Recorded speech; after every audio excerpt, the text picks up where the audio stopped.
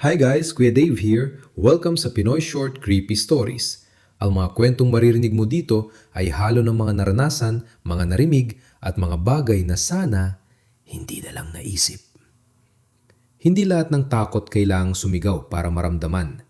Minsan, sapat na ang katahimikan.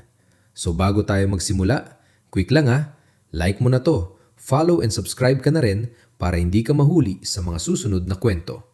By the way, shout out muna kay Shuzi at Pogulito26 para sa ideas ng mga kwentong mapapakinggan nyo ngayong gabi.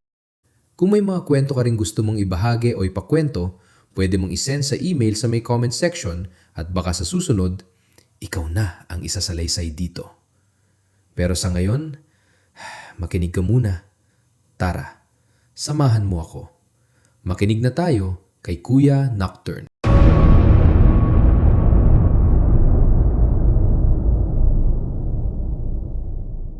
Tampuin ka ba? Kung oo, the story is for you. The Wailing. Ang magsing irog na sina Pepay at Pepe ay nagkaroon ng kaunting tampuhan. Dahil si Pepay ay sobrang matampuhin, ugali niya na ang magmukmuk at umiyak tuwing hindi sila nagkakaunawaan ni Pepe. Sa pagkakataong yun, pinili niyang magmukmuk sa gilid ng kanilang bahay. Tahimik ang lugar. Makipot at pahaba ang espasyo. May mataas at makapal na pader na naghihiwalay sa kanilang bahay at sa katabing bahay. Dalawa lamang ang tinutumbok ng daan. Ang isa ay papunta sa maliit na pintuan sa harap ng bahay at ang isa naman ay papunta sa likuran kung saan naroon ang CR. Madilim na at walang ilaw. Sa isang mahabang upuan, nakaupo si Pepay. Nakasandal ang kanyang likod sa pader ng kanilang bahay at nakalapat ang mga paa sa pader ng kanilang kapitbahay. Mugto na ang kanyang mga mata sa kakaiyak. Mahaba-habang oras na rin siyang nanatili roon.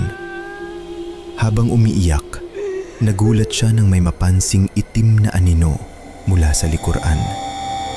Mabilis niyang ibinaba ang kanyang mga paa sa gulat. "Nay, nagulat po ako sa inyo."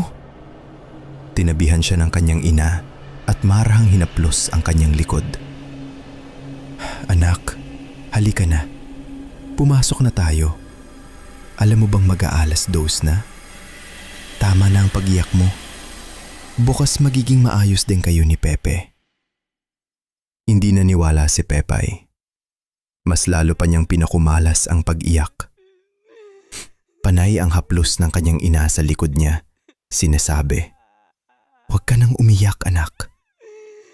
Biglang natigil si Pepay at mahina niyang sinabi, "Nay, hindi na po ako umiiyak." Nang malaman nila ito, bigla silang binalutan ng kaba at matinding takot. Napansin nila na palakas ng palakas ang pag-iyak at tila hindi normal ang paraan ng pag-iyak nito. Tumingin si Pepay sa kanyang ina. Pareho nilang inikot ang tingin sa paligid. Sabay silang tumayo at tumakbo papunta sa likod ng kanilang bahay.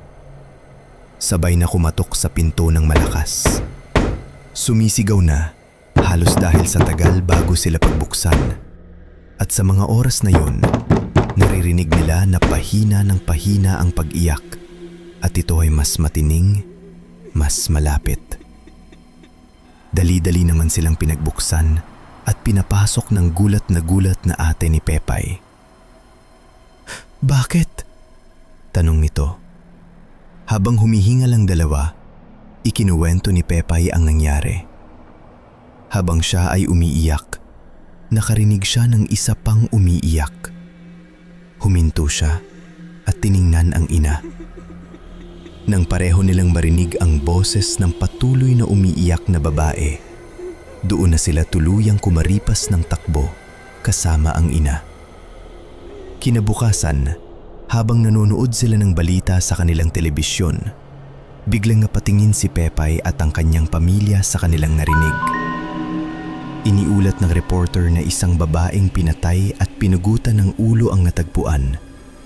At mas nakakatakot pa, ito ay nangyari malapit sa kanilang bahay. Nabalot ng takot si Pepay at ang kanyang pamilya sa bawat salita ng balita. Ramdam nila ang kilabot at tila huminto ang oras sa loob ng silid. Habang palihim silang nanglalamig sa takot, may narinig silang mahina ngunit malinaw na boses mula sa dilim ng silid. Ang parehong pag-iyak na narinig nila kagabi. Sa dulo ng boses, parang may bulong na nagwika. Bakit hindi ninyo ako tinulungan?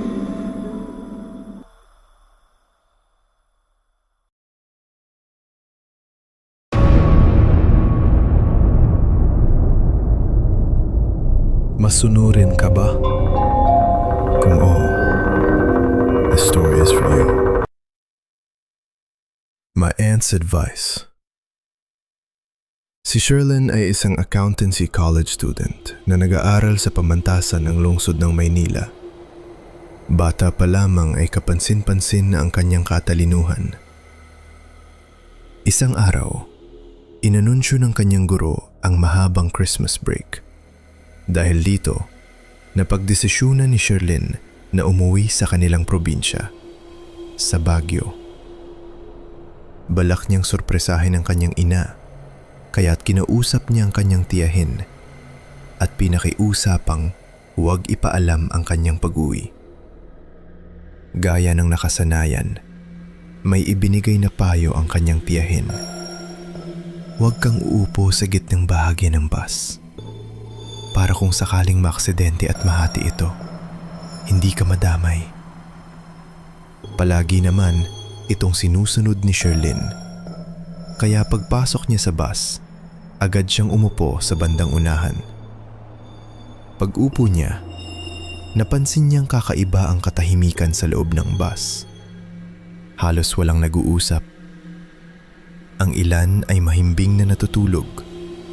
Ang iba na may nakatingin lamang sa bintana. Walang emosyon. Parang walang buhay. Habang umaandar ang bus paakyat ng bundok, napansin ni Sherlyn na wala siyang signal. Sinubukan niyang mag-text sa kanyang tiyahin, pero hindi ito na-send. Makalipas ang ilang minuto, huminto ang bus sa isang madilim na terminal. May umakyat na isang matandang babae. Umupo ito sa likod ni Sherlyn at marang bumulong. Iha, mali ang inuupuan mo. Kinabahan si Sherlyn, ngunit inisip niyang baka na mamalikmata lamang siya. Paglingon niya, tulog na ang matanda. Biglang may malakas na trueno. Isang segundo lang, tapos dilim. Nagising si Sherlyn sa tunog ng ulan at sirena. Naaksidente ang sinasakyan nilang bus, kaya agad niyang sinubukang intindihin ang nangyari. Bumaba siya at doon niya nakita ang bus hati sa gitna.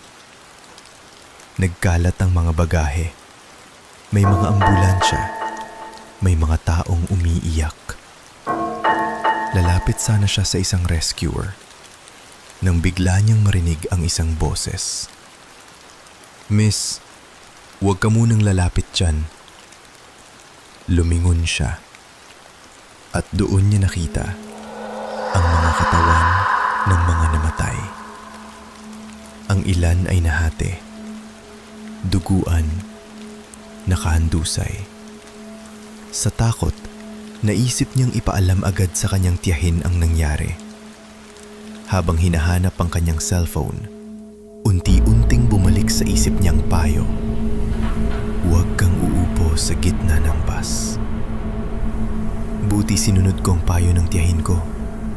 Bulong niya sa sarili. Nang makita niyang kanyang cellphone, agad siyang nagpadala ng mensahe. Ilang sandali lang, May dumating na reply.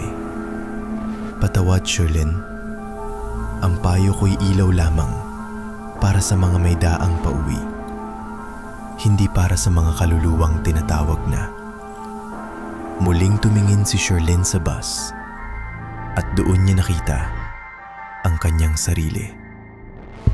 Ang kanyang katawan, nahati, duguan, nasa bandang unahan ng bus. Nanlambot ang kanyang mga tuhod.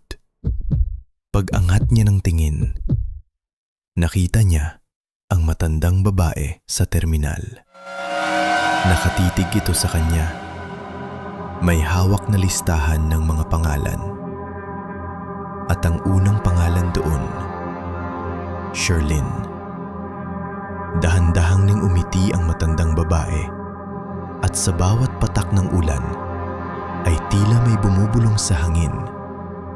Kahit saan ka man umupo, kahit anong payo ang sundin mo.